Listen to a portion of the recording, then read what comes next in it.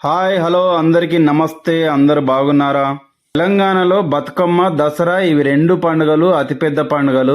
బతుకమ్మ పండుగలో ఆడవాళ్ళు బతుకమ్మ ఆడతారు, మగవాళ్ళంతా బతుకమ్మలు ఎత్తుకొని చెరువు దగ్గరికి వెళ్తారు. దసరా రోజు ప్రతి ఇంట్లో నాన్ వెజ్ వంటలు ఉంటాయి, కొత్త బట్టలు వేసుకుంటారు, పిల్లల్లో యాటలు కొడతారు. యాట ఒక్కటే వేటితోని 2 ముక్కలు అయిపోతుంది. ఆ తర్వాత పాలపిట్టను చూడడానికి అందరు కలిసి వెళ్తారు.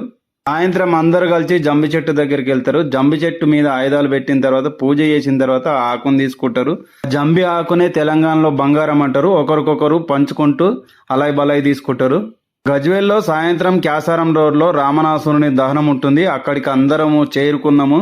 ఇక్కడ అంతా జాతర ఉంటుంది. గుడి దగ్గర, గుడి లోపల కొందరు పూజ చేసే వాళ్ళు పూజ చేస్తారు. బయటకు వచ్చి దసరా శుభాకాంక్షలు ఒకరికొకరు చెప్పుకుంటారు.